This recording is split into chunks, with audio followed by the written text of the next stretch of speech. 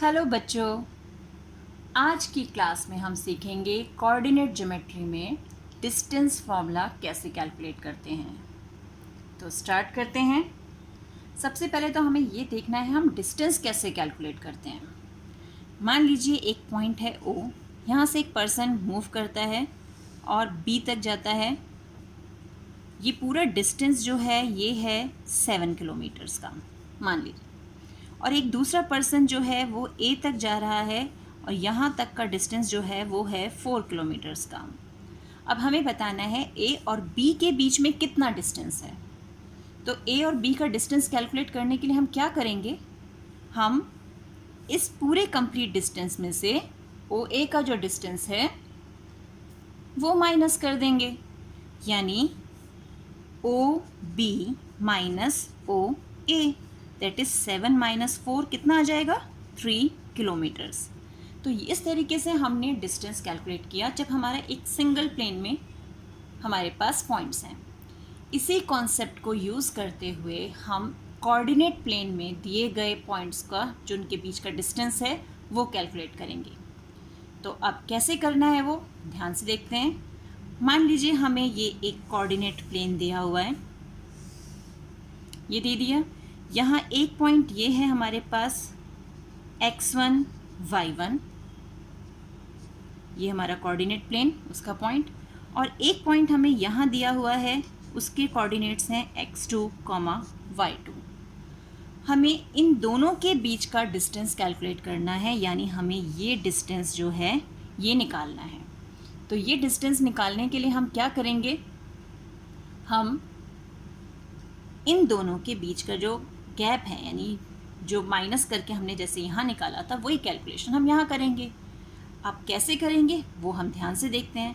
x1 का मतलब है कि यहाँ ये जो पॉइंट है ये x1 है। y1 का मतलब हुआ कि यहाँ जो ये पॉइंट दिया हुआ है ये y1 है। सिमिलरली x2, ये हमारा x2 है, और y2 यानी यहाँ हमारे पास y2 है। अब हम इन्हें नेम कर दें, अगर ये पॉइंट है हमारा A, ये पॉइंट है C, और इस ट्रायंगल को अगर हम कंप्लीट करें ऐसे, तो ये पॉइंट हमने मान लिया B है हमारे पास, ठीक है। और इन पॉइंट्स को नीचे हम P और Q कंसीडर कर लेते हैं, और ये तो हमें पता ही है हमारा ओरिजिन है O। अब हमें ये डिस्टेंस चाहिए, तो इस ट्रायंगल को देखकर कोई ट्रायंगल याद आ रहा है? कौन सा ट्रायंगल था हमारा? Right angle triangle. और राइट एंगल ट्रायंगल में हम कौन सी थ्योरम यूज़ करते हैं? पाइथागोरस। कौन सी थ्योरम यूज़ करते हैं हम? पाइथागोरस। तो पाइथागोरस थ्योरम कहती है कि जो हाइपोटेनस है इसका square is equal to A B square plus B C square, यानी perpendicular square plus base square. तो यहाँ पर हम अगर ए सी का डिस्टेंस हमें चाहिए तो ए सी हमारा क्या हो जाएगा? A C is equal to under root of A B square plus B C square, यही होगा ना। तो अब हम यहाँ पर ए बी की वैल्यू निकालते हैं। ए बी यानी ये डिस्टेंस, ये ए बी डिस्टेंस कैसे मिलेगा हमें? जब हम क्यू से लेके ए तक के डिस्टेंस में से क्यू बी जो डिस्टेंस है उसे माइनस करेंगे, ऐसे ही मिलेगा ना। यानी क्यू ए उस डिस्टेंस में से हमें क्यू बी माइनस करना है, यानी उसका स्क्वायर। और बी सी स्क्वायर कैसे मिलेगा हमें? बी सी यानी ओ से क्यू तक का डिस्टेंस माइनस ओ से पी तक का डिस्टेंस, तब हमें बी सी मिलेगा, यानी O Q square, sorry O Q minus O P का स्क्वायर। अब हम इनकी वैल्यूज़ रखते हैं। क्यू ए क्या है हमारा?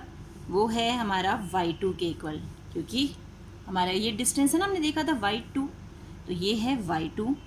क्यू बी है हमारा y1 के इक्वल, यानी y2 minus y1 square. O Q है x2 के इक्वल, और ओ पी है x1 के इक्वल।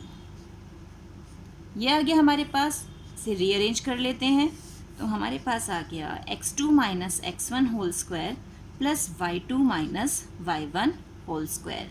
और ये जो हमारे पास निकला है ये है हमारा distance formula to calculate the distance between two coordinate points.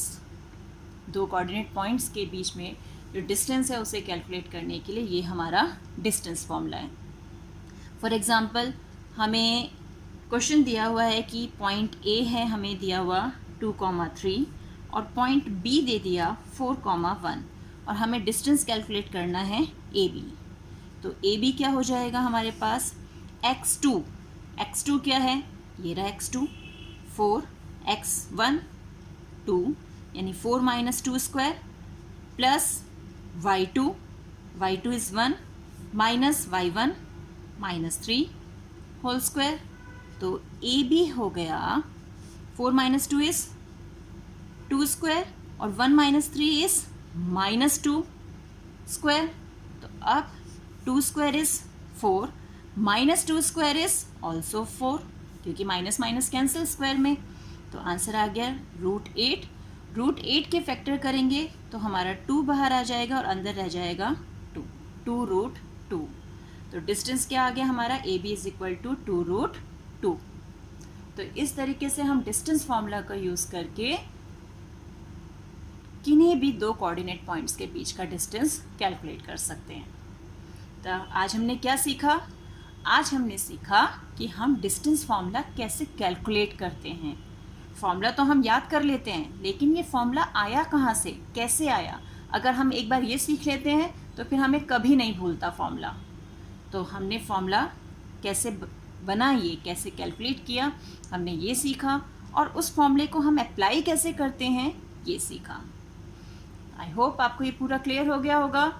मिलते हैं एक और वीडियो में, तब तक keep practising and enjoy maths.